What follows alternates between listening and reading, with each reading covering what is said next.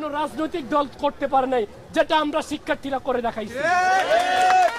এখন থেকে আমাদের ছোট কোনো আন্দোলন না, আমি মনে করব আমাদের প্রত্যেকটা আন্দোলন এখন কঠোর থেকে কঠোরতর হতে হবে।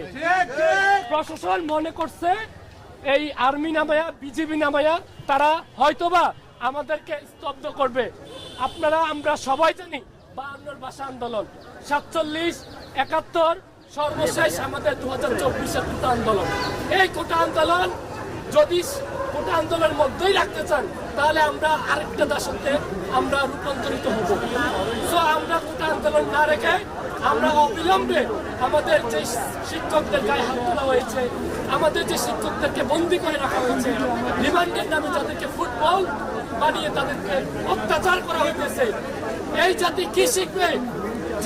যেই দেশের সর্বোচ্চ বিদ্যাপীঠ যাদেরকে ন্যাশনাল মেকার বলা হয়, জাতির কারিগরকে যদি রিমান্ডে নিয়ে যদি নির্যাতন করা হয়, তাহলে সেই দেশের শিক্ষার দরকার কি? এই বই ফুঁড়ে পেলেন, এই বই ছিঁড়ে পেলেন। আমাদের মুক্ত মনে আমরা কথা বলতে পারবো না স্বাধীনভাবে। আমার মোবাইলে আমার পার্সোনাল অনেক কিছু থাকতে পারে, সেটা দেখার অধিকার তো কারো নাই। আমার সংবিধান কি বলে? আজকে ভাইয়া আমরা এখানে মেডিকেল ইনস্টিটিউট আসছি, আমরা এখানে ইঞ্জিনিয়ারিং ইউনিভার্সিটি আসছি, লোকাল কলেজ স্কুল থেকে আসছি। সবার প্রতি অনুরোধ, দয়া করে যে যার জায়গা থেকে আমাদের আরেকটা মুক্তিযুদ্ধ করতে হবে। সেই মুক্তিযুদ্ধটা আমাদের পুরো দেশ, আমাদের জাতি, আমাদের অর্থনীতি, সাফল্য আমাদের শিক্ষাকে করতে হবে। এটা শুনে আমার নাম যে আমার আজকে ভাই বোনটা মারা যেতে, আমার একটা বড় ভাই থাকলে আমার একটা বড় বোন থাকলে তারাও হয়তো মারা যেত। আচ্ছা, আমি স্টুডেন্ট করে ভাবি, তোরা বুঝতে পারি না বুঝবেন না, যার কাছ থেকে 10টা মিনিট আগে আমি পানি দিয়েছিলাম, সামনে গেছি এটা ভাবেন না। ভাইয়া মাসে 5-6 টাকা ওনার তো কোনো লাভ ছিল না। এই আন্দোলনে আইসা উনি যে সরকারি জব করে কোনো লাভ ছিল না। ওনারা খালি আমাদের পানি দিয়ে আসলে এই সাজানো দুয়ার ভিতরেও সবাই এখন উজালা করতেছে, সেইখানে বলতেছে কার পানি লাগবে, কার পানি লাগবে।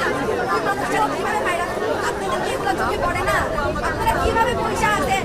এই যে এইসব ছবি তুলা, এইসব লাইভ করা, এগুলা কি কোনো সরকার? আমাদের এত বড় আন্দোলন কইরা তখন কিছু হলো না, এইসব ছবি দিয়েই হবে?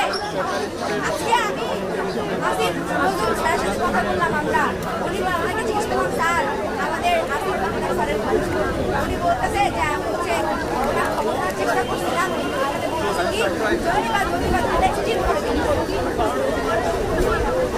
আর সব শেষে একটাই বলে ভাই, আমরা আজকে এইসব করে কোনো লাভ নাই, এইসব লাইভ করে এইসব ছবি দিয়ে কোনো লাভ নাই।